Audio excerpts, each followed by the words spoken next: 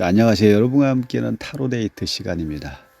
자, 오늘은 오쇼젠의 무지개 왕에 대해서 설명을 해드릴 겁니다. 자, 이 설명을 해드리기 전에 우리가 일상생활에서 필요한 풍수 코디에 대해서 말씀드리겠습니다. 자, 뭐에 대한 코디냐면 우리 그 잠을 잘 수 있는 그 침대방, 안방이죠, 보통. 이 안방에 대해서 몇 가지 말씀드릴까 합니다. 어떤 부분에서 우리가 잠을 잘 때 절대적으로 머리를 두어서는 안 되는 방향이라든지 주변에 있어서는 안 될 어떤 여러 가지 장식들, 요게 있어서는 안 되는 것들에 대해서 설명을 좀 잠깐 해드리고 시작하겠습니다. 자, 우리가 보통 잠을 잘 때 방향을 보면 뭐 이런 부분 많이 모르시죠. 공부를 해야지만이 알 수 있는데 뭐 방향이 뭐 아이들 같은 경우는 잠꼬대가 심한 아이들 같은 경우는 잠자는 어떤 방향성이 없죠. 처음에 자는 방향은 같은데 자다 보면 빙글빙글 뭐 여기저기 왔다 갔다 굴러다니면서 자는 아이들도 있고요. 뭐 이런 아이들은 뭐 아직은 어리기 때문에 크게 해당은 되지 않겠죠. 그렇지만은 우리가 이제 조금 성인이라든지 아니면 뭐 어른 입장에서 볼 때는 잠자는 방향이 아주 중요합니다.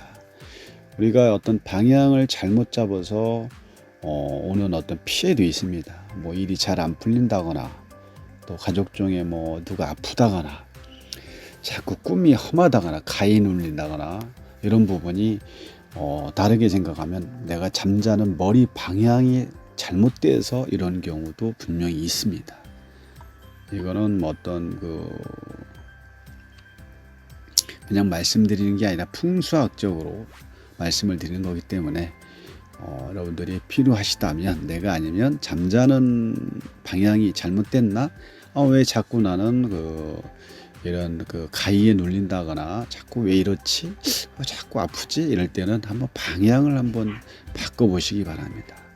우리가 보통 이제 침대방에서 잠을 잘 때 누우는 어떤 방향에서 누웠는데 정면에 우리가 이제 방문이 보인다거나 그러면 좋지 않거든요.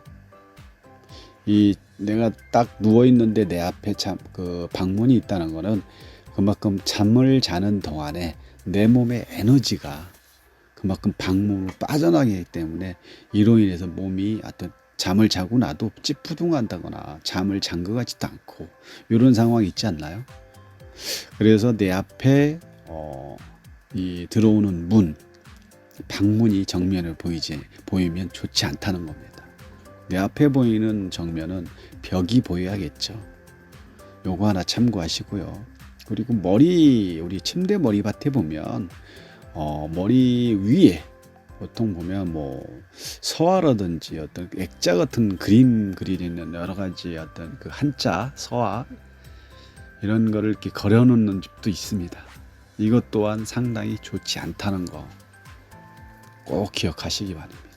이런 부분 때문에 좋지 않은 꿈을 꿀 수도 있고요. 가위 눌릴 수도 있다는 게 있기 때문에 이 부분이 본인 지금 이 영상을 듣는 분이 조금 뭐 가위를 눌린다거나 몸이 자꾸 잔 것 같지 않다 그러면 이런 부분을 좀 치워보시고 침대 방향을 좀 바꿔보시면 아주 달라진 삶을 또 달라진 잠을 청하실 수도 있다는 거 한번 해보시기 바랍니다.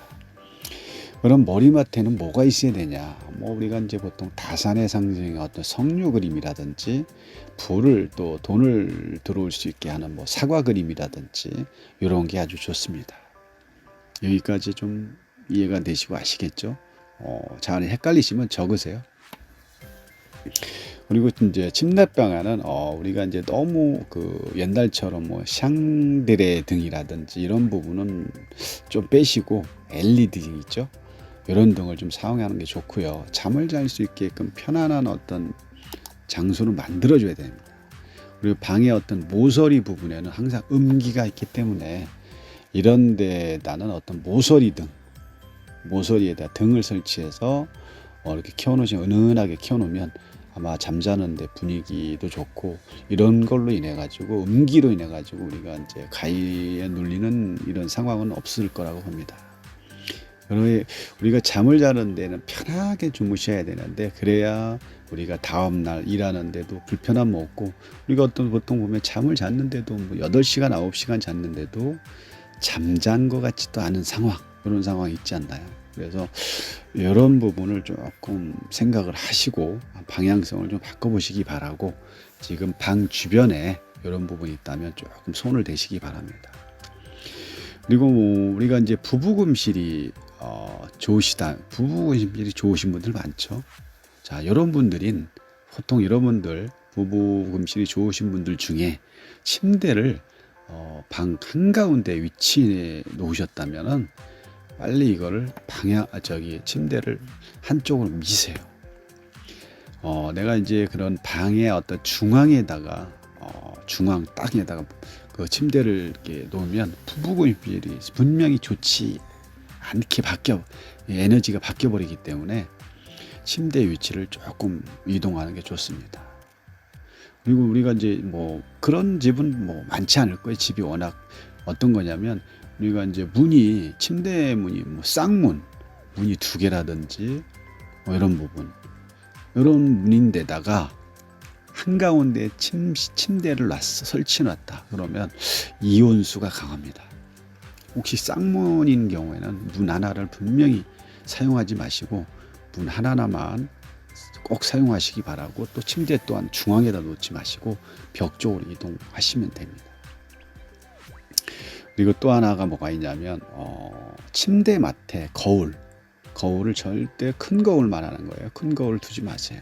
그리고 내가 딱 일어났는데 정면, 사이드 이쪽에 거울을 놓으면 상당히 안 좋습니다. 에너지 기운이 다 빠져나간다거나 우리가 이제 그 거울로 인해 가지고 어떤 혼이 나갈 수도 있습니다. 혼이 나간다는 건 무슨 말이냐면 내가 딱 새벽에 화장실을 가려고 딱 일어났는데 앞에 거울이 딱 있어요. 큰 거울이. 근데 그 거울에 나도 모르게 앞을 딱 잡는데 어떤 모습이 딱 비쳐. 그게 물론 내 모습인데 이런 걸로 인해서 내 몸에 기가 빠진다는 겁니다. 이것도 그렇고 침대에서 내리려면 옆으로 가겠죠. 몸을 옆으로 틀어놓는데 사이드 쪽에 또 거울이 큰 게 하나 있어요. 이런 부분, 이런 거를 피하시기 바랍니다. 꼭 피하시기 바라고 아까 쌍문 말씀드렸죠. 쌍문은 항상 문 하나를 사용하시기 바랍니다. 또 내가 딱 정면에 딱 일어났는데 화장실이 또 정면에 보이면 안 됩니다. 이런 거 꼭 지키시기 바랍니다. 이런 거 좋지 않습니다. 그리고 머리 뒤쪽에 장롱을 두고 잔다든가 이런 것도 피하시기 바라고 이거 상당히 안 좋습니다. 이런 게 다 내가 기를 빼는 어떤 행위가 될 수 있는 거고 이런 어떤 주변의 사물로 인해 가지고 내가 가위에 눌린다거나 잠을 제대로 청할 수 없거나 불면증이 오거나 스트레스 받는 경우가 상당히 많습니다. 내가 잠자는 주변에는 아주 평온한 상태가 돼야 됩니다. 여기까지 아시겠죠? 자, 뭐 다들 아시겠죠? 자, 다음 무지개 왕 들어갑니다.